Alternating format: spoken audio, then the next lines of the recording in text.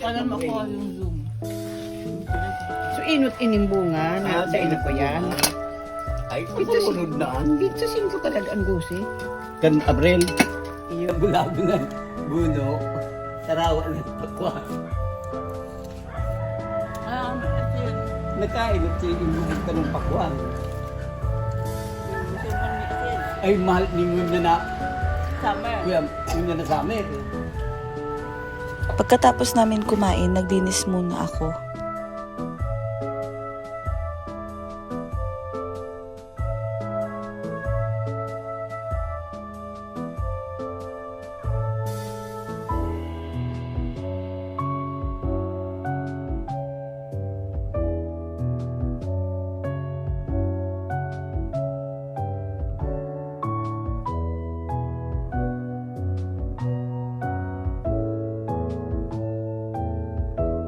Pag nag-vlog-vlogan talaga, naku, napapalinis talaga yung bahay. Tingnan mo, oh, napagpanggap.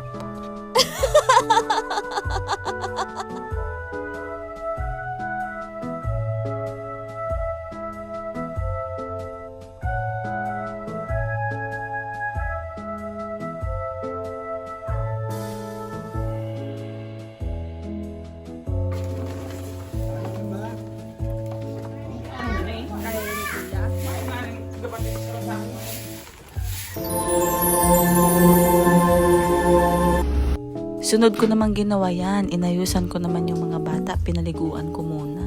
Wala talaga ko halos dyan na pahinga kasi gusto ko yung trabaho ko dire-diretso lang.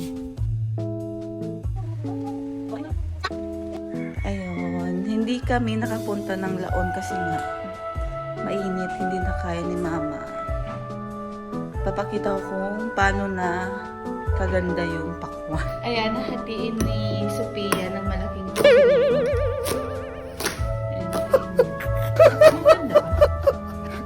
kasi titingnan namin kung mapula na at pwede na siyang i-harvest. Ay, boy. Yan. Hindi pa. Kung pwede na siya i-harvest. Yun. Tapos, maliban dyan, check din namin yung, yung palayan. Kung okay na. Ayun. Maputla. Mapula na siya. Hindi pa siya. Ang harvest nito is sa ano pa? April, April. Kasi chinecheck na nila kung pwede na siyang i-harvest ngayong March. Pero ganito pa yung kulay, hindi pa pwede. Tapos kailangan medyo matamis-tamis na siya. Ayan. Matamis yung pakwan pero maputla pa siya. So hindi pa siya pwedeng i-harvest. Pero dinalhan ko na dito si Mama kasi sabi ko sa kanya matamis. Bale, kesa dalawang kanina. Klase yung nakain namin kanina, yung green yun. Merong ganto. Tapos yung green. Hindi masyado matamis yung green. Ito matamis na siya. Hindi ko lang alam kung tatamis pa. Anong apod ka na sa pakwanan eh? Puti?